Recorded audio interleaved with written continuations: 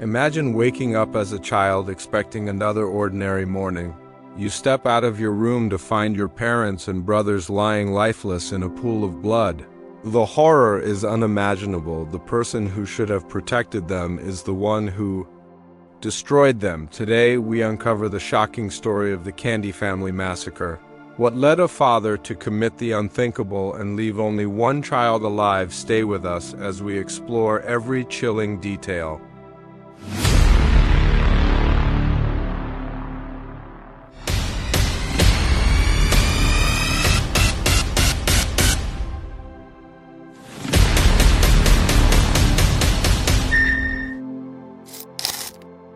The house is quiet, the air feels normal, and the day ahead seems predictable. For a 10-year-old boy in Yukon, Oklahoma, that expectation was shattered forever. When he stepped out of his bedroom that morning, he was not met with familiar voices or movement. Instead, he was met with silence, so heavy it felt wrong. As he walked further into the house, the truth revealed itself in the most brutal way possible. His family was gone, not missing, not asleep, not injured, gone in a way that would scar him for the rest of his life. His mother lay lifeless, his father was motionless, his 3 older brothers were sprawled across the home. Blood stained the floors, walls, and rooms that once held laughter, arguments, routines, and love. In a single night, the Candy household had been transformed from a family home into a crime scene. This child had slept through the night with a fan running near his bed, the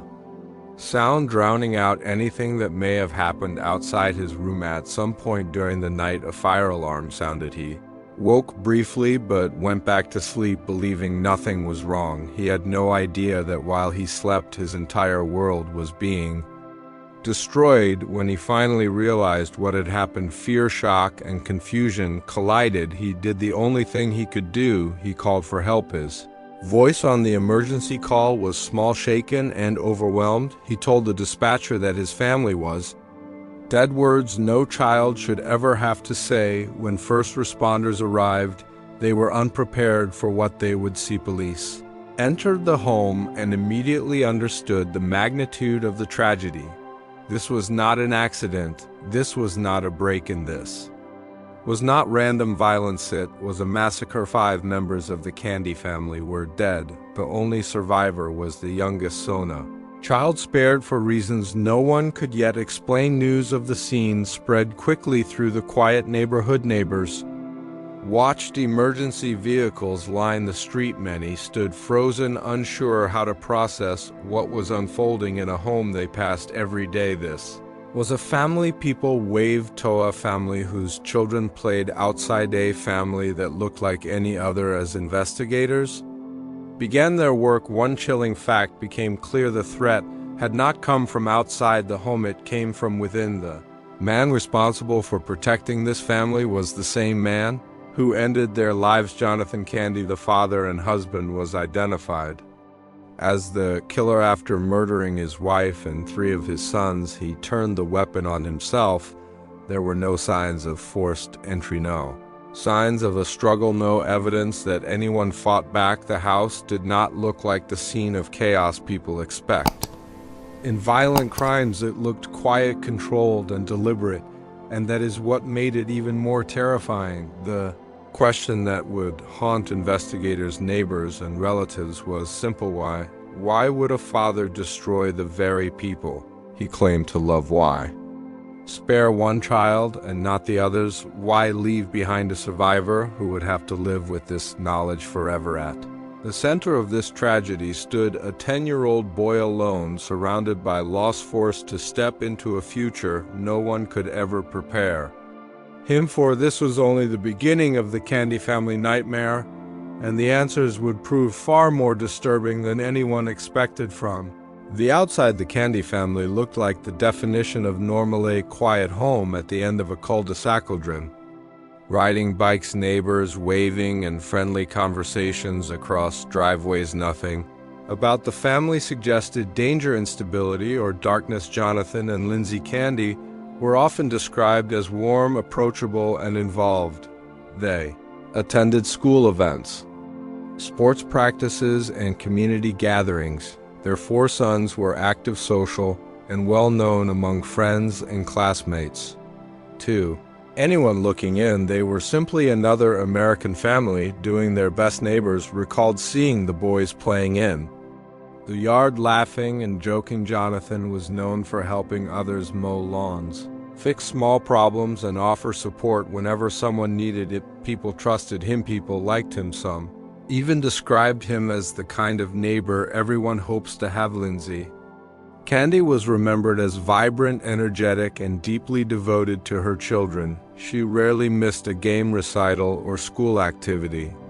Those who knew her said she brought joy into every space she entered. Her laughter was familiar, her presence comforting. The family even appeared on a local television segment in 2022. They were interviewed about a favorite bakery in Yukon. On screen, they appeared happy, relaxed, and playful. Jonathan joked about desserts. Lindsay smiled beside him. There were no visible cracks, no signs of distress, no indication of what was to come there. Social media reflected the same story: family photos, holidays, milestones, and celebrations.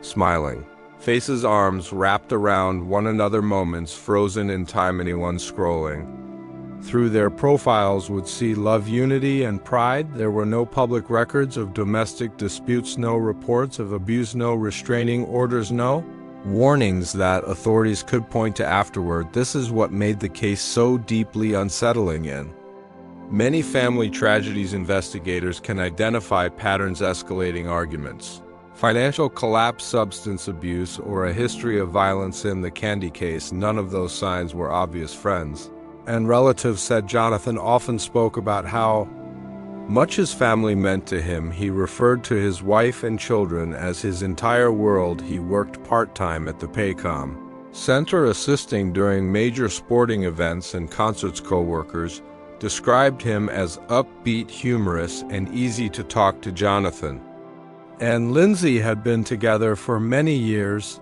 They were high school sweethearts who built a life together. They raised 4 sons and appeared to handle the challenges of parenting with teamwork and patience. Their children mirrored that stability. Dylan, the oldest, was focused on music and college. Ethan was known for his energy and love for sports. Lucas was playful, curious, and bright. The youngest was still a child, finding his way. Teachers, coaches, and neighbors all echoed the same sentiment: this family was loved. So when the truth emerged, it felt impossible to accept. People struggled to reconcile the Jonathan they knew with the violence. Investigators described the idea that he could hunt down his own family inside their home felt unreal. As news spread, grief quickly turned into confusion. How could a man who appeared gentle and involved commit such an act? How could a home filled with laughter become a place of horror overnight? There were no answers, yet only disbelief. The Candy family had not lived in isolation. They were part of a community that trusted them, and now that community was left questioning everything they thought they understood. Because if something like this could happen here behind closed doors that look so ordinary, then what does safety really look like? And how well do we truly know the people closest to us? The night leading up to the massacre appeared ordinary to everyone who saw Jonathan Candy earlier.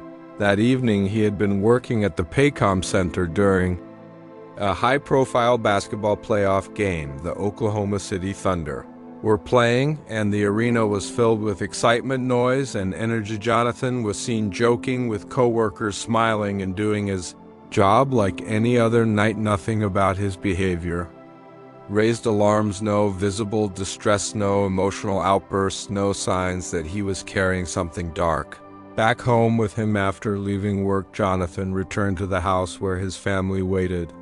What happened once he walked through that door remains unknown. There were no witnesses, no messages, no recorded calls. Only the aftermath. Investigators believe that at some point during the night, an argument may have taken place between Jonathan and Lindsay. What the disagreement was about, no one can say. There is no confirmed evidence pointing to infidelity, money, or custody disputes. There are only theories. What is known is that Lindsay Candy was the first to be killed. She was 39 years old. She died inside the home she shared with her husband and children, a place that should have been her safest space. After killing his wife, Jonathan did not flee. He did not call for help. Instead, investigators believe he moved through the house, deliberately room by room, floor by floor. Two of the victims were found upstairs, two were found downstairs. There were no signs of forced entry or physical struggle. This suggests the boys may have been asleep or caught completely off guard. This detail has haunted investigators in most violent family cases. Chaos leaves marks, furniture, overturned objects, broken walls, damaged here. There was an eerie calm. Each act appeared intentional, each movement calculated. The absence of resistance suggests trust. A child does not fight a parent they trust at some point during the night. The fire alarm sounded. It is unclear if it was triggered intentionally or accidentally. The youngest son woke briefly, but returned to sleep believing everything was fine. That moment may have saved his life. When Jonathan finished killing three of his sons, he did something unexpected. He spared the youngest child. Why he made that decision remains one of the greatest mysteries of the case. There is no note, no message, no explanation. After the killings, Jonathan turned the gun on himself. He died from a self-inflicted gunshot wound, taking with him every answer investigators hoped to find. By morning, the house was silent. 5 lives lost, 1 child left behind. When police entered the home, they were struck by how quiet it felt. There was no sign of panic, no sign of interruption, only stillness. It was not a crime driven by an outside threat. It was an act born within the family unit itself. Investigators quickly classified the case as a murder-suicide, but classification did not bring closure. It only deepened the questions. Why that night? Why those children? Why leave one alive? Experts in forensic psychology would later say that sparing one child is extremely rare. In cases like this, when a parent commits familicide, the intention is often total destruction. Leaving a survivor disrupts that pattern. Some speculate Jonathan may have reached a moment of clarity. Others believe he had a specific emotional bond with the youngest. Still, others think something interrupted his plan. Without testimony, these theories remain speculation. What remains undeniable is that within a single night, the Candy family was erased, not by a stranger, not by chance, but by someone they trusted completely, and the silence left behind would echo far beyond that house. Once the crime scene was processed, investigators faced a frustrating reality. There were no clear answers waiting to be uncovered. No suicide note, no confession, no digital trail explaining Jonathan Candy's actions. Authorities began the long process of retracing his life. They examined phone records, bank statements, emails, and messages. They spoke with family members, friends, co-workers, and neighbors. Everyone told the same story. Nothing seemed wrong. There was no record of domestic violence, no prior police calls to the home, no restraining orders, no known substance abuse, no criminal history. Financial records did not reveal an obvious crisis. The family was not facing foreclosure. There were no overwhelming debts publicly known. Jonathan worked part-time, but there was no clear sign of financial collapse. Investigators then turned their focus toward mental health. This is often the most difficult area to examine after a death. Mental struggles can exist silently without documentation or diagnosis. Friends described Jonathan as upbeat, humorous, and social. He laughed often. He joked easily. He appeared relaxed even hours before the killings. Experts explained that this does not rule out depression. In fact, some individuals hide their suffering exceptionally well. They continue to function, smile, and work while experiencing deep internal distress. Clinical psychologists consulted on the case noted that depression in men often presents differently. Rather than sadness, it may appear as irritability, withdrawal, or emotional shutdown. Some men avoid expressing vulnerability due to stigma. They believe they must carry burdens alone. If Jonathan was experiencing a mental health crisis, he did not share it publicly. No one recalled him asking for help. No one recalled alarming statements. One theory suggests the killings began during an argument and emotional escalation that spiraled out of control. If this was the case, it may not have been planned in advance. However, that theory struggles to explain the systematic nature of the killings moving through the house, targeting multiple rooms, completing each act without interruption. That level of progression suggests intention rather than impulse. Another theory focuses on distorted protective thinking. In some familicide cases, the perpetrator believes they are sparing their family from future suffering, financial ruin, shame, or loss. They see death as mercy, but again, there was no evidence. Jonathan expressed fears of this kind. The most haunting possibility is that the motive may never be known. Not every violent act leaves behind a logical explanation. Some crimes exist in a space where emotion, psychology, and circumstance collide. Authorities acknowledged this reality publicly. They stated that without direct insight from the perpetrator, the true motive may remain unanswered.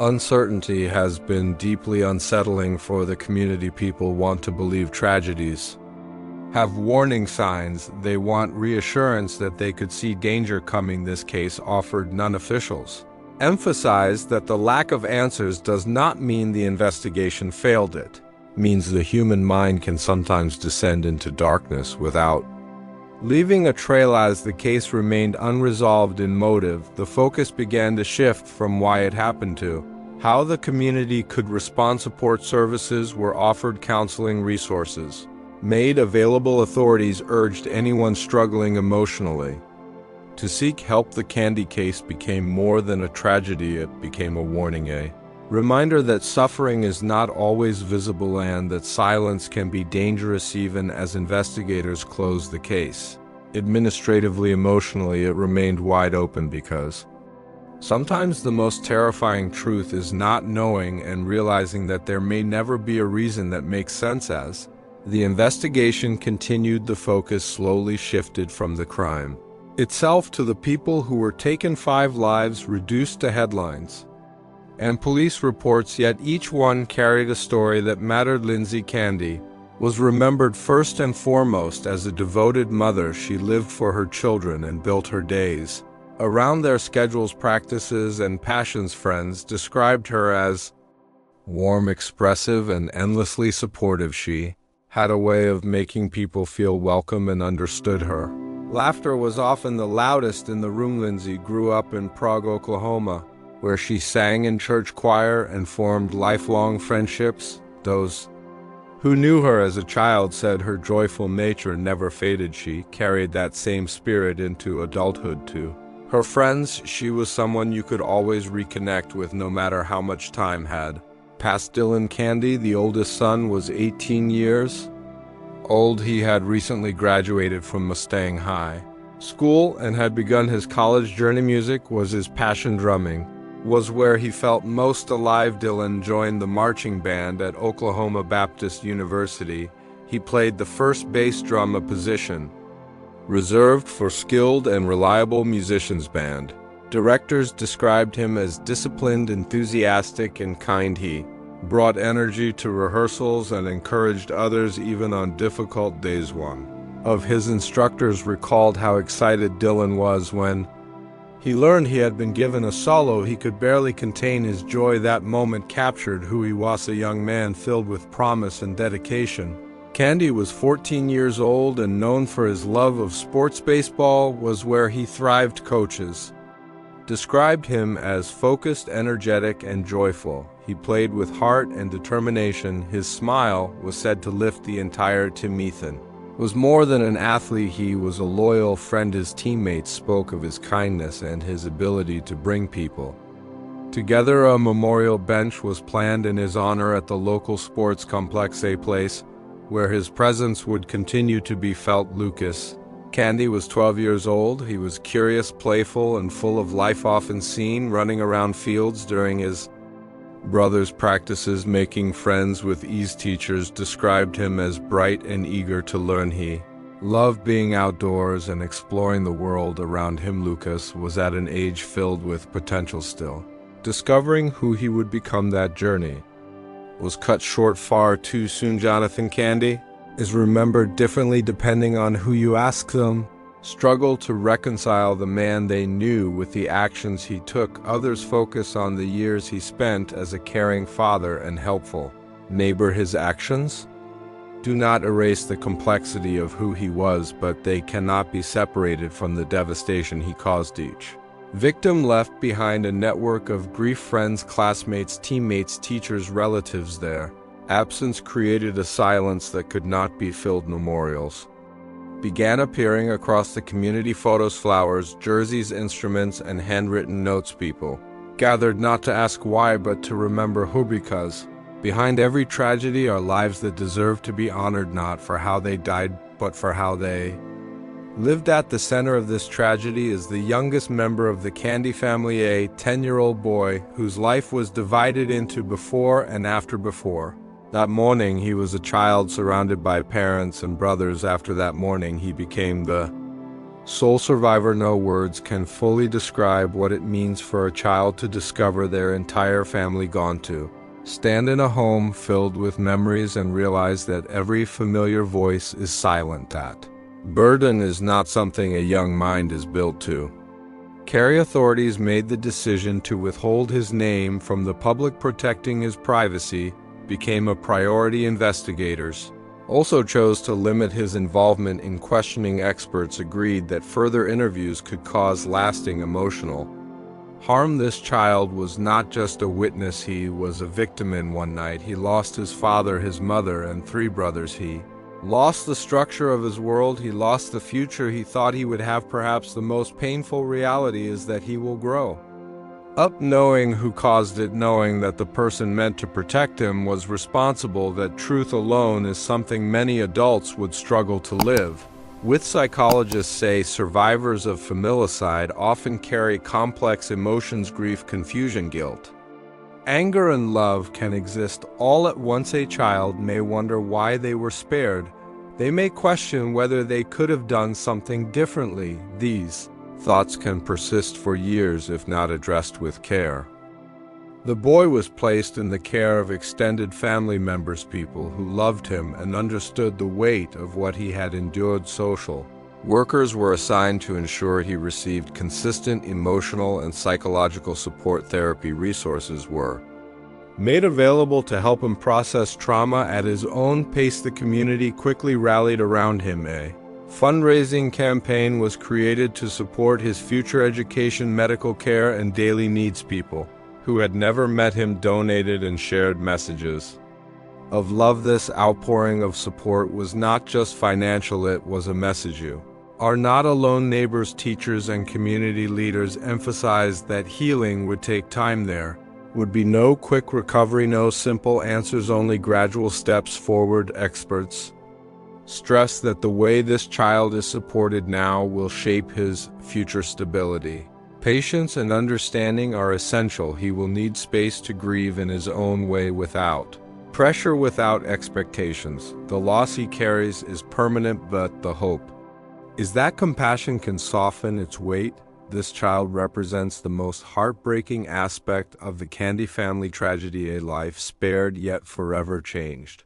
While the investigation focused on evidence and motive, the human cost was carried quietly by one young survivor, and as the world moves on, he will continue the long journey of learning how to live with what cannot be undone. The news of the Candy family death spread quickly through Yukon, and the surrounding area. Shock settled over the community.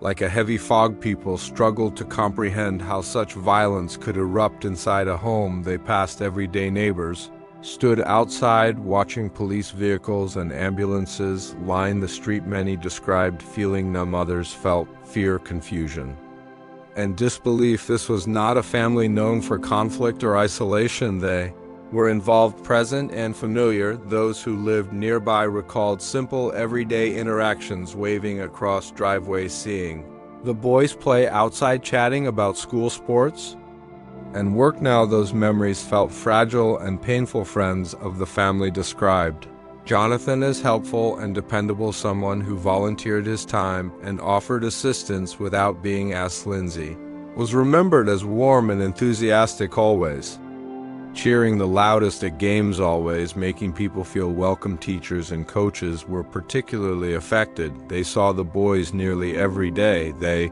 knew their personalities, their goals, and their dreams. Many schools and teams offered counseling services to students struggling to process the loss. Vigils were held where candles were lit and names were spoken aloud. People hugged in silence, unsure what words could possibly help. Parents held their children a little tighter that night. For many, this tragedy shattered a sense of safety. If something like this could happen here, then it could happen anywhere. Local officials addressed the public, emphasizing the importance of mental health awareness. They urged people to check in on one another, to take emotional struggles seriously, to speak up when something feels wrong. This case became part of a larger conversation about how invisible suffering can baboot, how appearances do not always reflect reality. Community leaders acknowledged that there may never be a clear explanation, but they stressed that understanding warning signs and reducing stigma could save lives in the future. Neighbors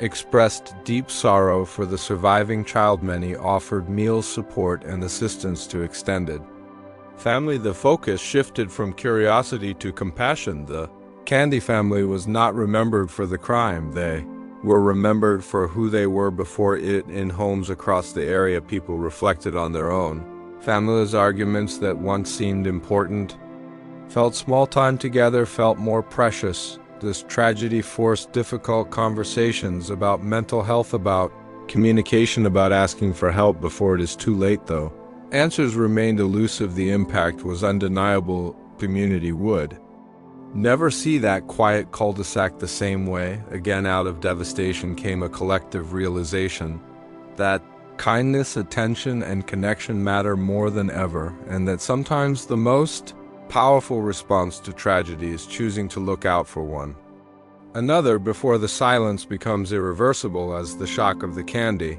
family tragedy slowly settled, the focus turned to the lessons that could be learned from the horror. The community struggled with grief, but also began to reflect on what signs may have been missed and how similar tragedies might be prevented in the future. Authorities emphasized the importance of mental health awareness. They reminded the public that outward appearances can be misleading. A person can smile, laugh, and function seemingly normally while carrying deep internal struggles. Experts explained that men often express depression differently than women. Irritability, withdrawal, anger, and emotional shutdown can all be signals that something is wrong. Recognizing these signs early and offering support can prevent situations from escalating to violence. Family, friends, neighbors, and co-workers were encouraged to have open conversations with loved ones, to ask questions, to listen, to connect, and maintain presence in each other's lives. These efforts are essential to reduce the isolation that can contribute to tragedy. Surviving 10-year-old boy became the center of support and protection. Community members, extended family, social workers, and local organizations rallied to provide stability. Counseling and therapy were made available to help him process grief, trauma, and the confusion of losing his entire family in one night. Fundraising campaigns ensured that his education and future needs could be met. The outpouring of love served as a reminder that even in the darkest moments, humanity could respond with care and compassion at the same time. The Candy family's story reminded the world of how fleeting safety can be, how the people we trust most can sometimes be the ones who cause the greatest harm, and how critical it is to notice emotional pain even when it is hidden behind smiles. Neighbors continued to share memories of Jonathan and Lindsay. They remembered the laughter, the small acts of kindness, the devotion to their children. They remembered the boys' passions, personalities, and friendships. Honoring their lives became the focus rather than fixating on the acts that ended them. In the weeks and months following the tragedy, support groups and counseling sessions helped the community navigate Grief schools and local organizations emphasized connection, communication, and vigilance for mental health struggles. The story became a cautionary tale, but also a call to action to speak up, to reach out, to show care before it is too late. Though the motive behind Jonathan Candy's actions remains unknown, the legacy of the Candy family endures through memories shared through community efforts to protect and support the survivor, through reminders to love, notice, and listen to those around us.